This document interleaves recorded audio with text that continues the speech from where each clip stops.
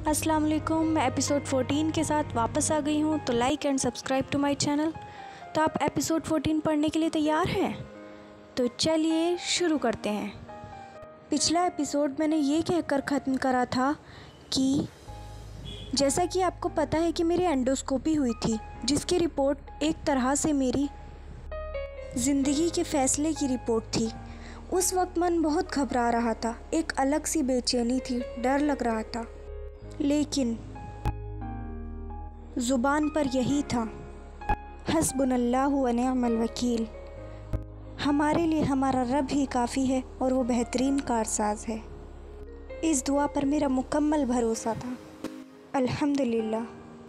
Doctors के मुताबिक report में आया कि एंडोस्कोपी करने के बाद डॉक्टर्स ने बताया कि हमने तुम्हारे सुराख होल्स बहुत ढूंढे पर हमें कहीं नहीं मिले।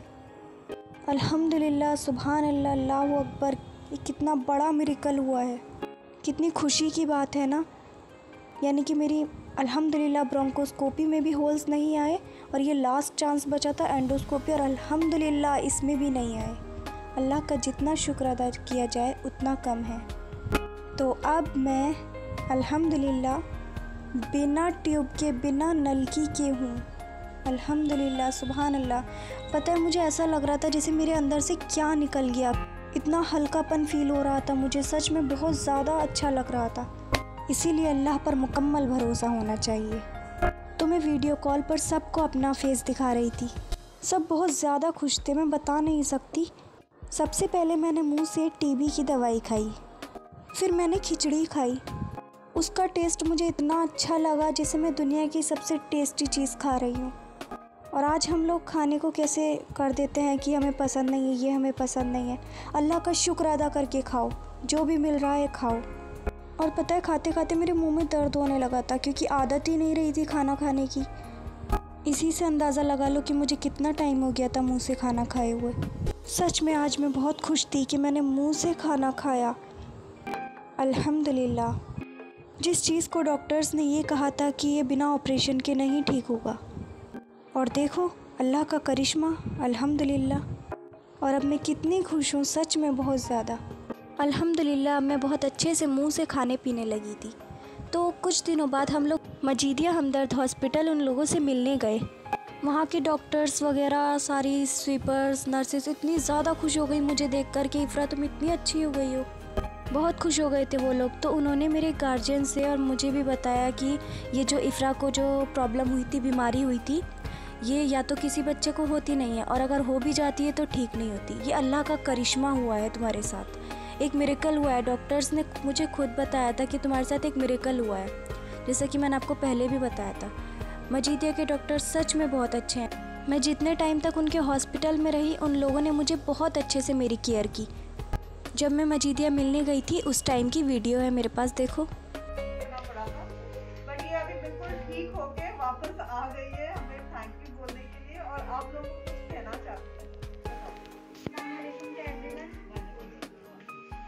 मैं जब यहाँ पर आई थी तो बिल्कुल मेरी बहुत ऐसी कंडीशन थी, किसी को उम्मीद नहीं बची थी कि मैं बचूंगी।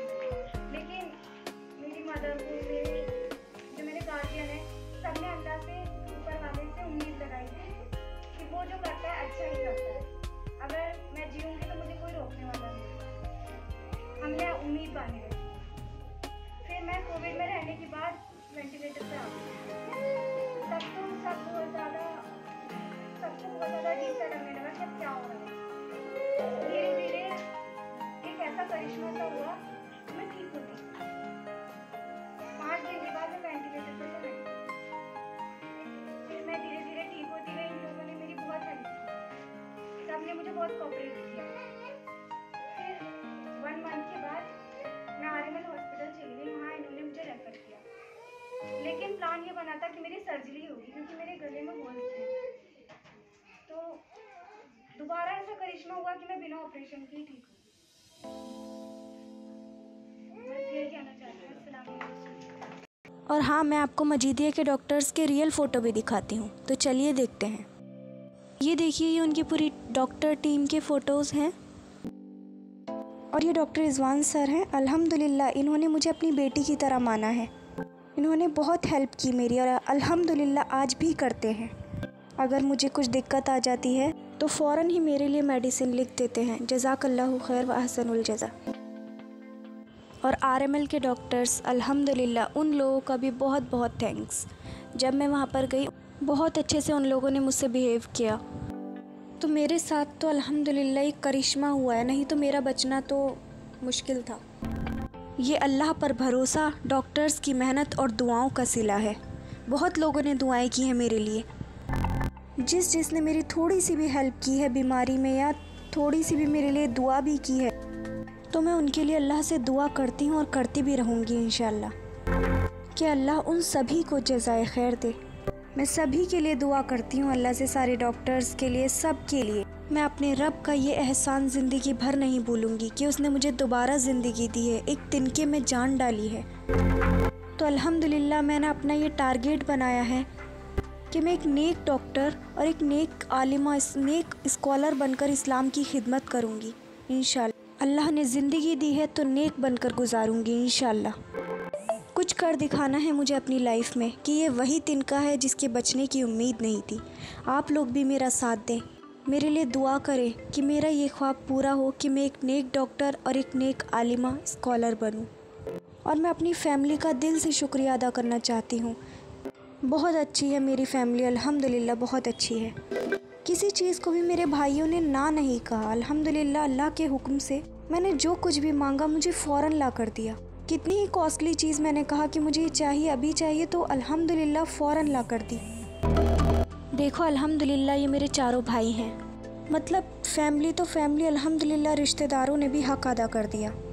मेरे पास इतने ज़्यादा टॉयज़ रहते, छोटे छोटे बच्चे घर में बिल्कुल भी नहीं मांगते थे, ना ही ज़िद करते थे कि हमें भी चाहिए। और मेरी अम्मी तो पूरे टाइम मेरे साथ हॉस्पिटल में रहे।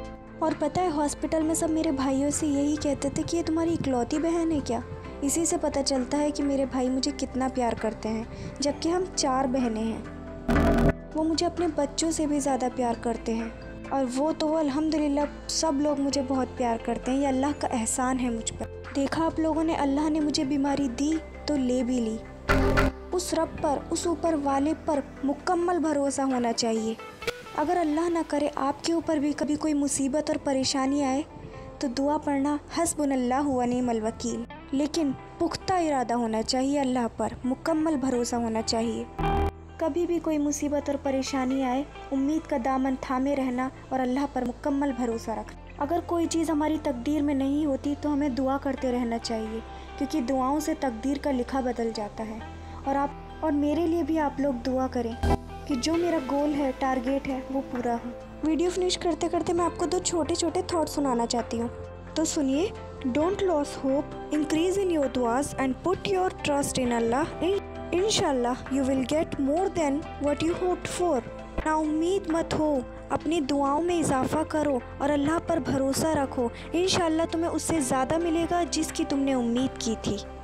ये मत समझना कि मेरी स्टोरी ख़त्म हो गई है, नहीं, मेरी स्टोरी अभी जब तक मेरी लाइफ है इंशाल्लाह कंटिन्यू रहेगी। जो मेरे साथ मेरी लाइफ में होता रहेगा मैं आपको उसकी अपडेट देती रहूँगी इंशाल्लाह।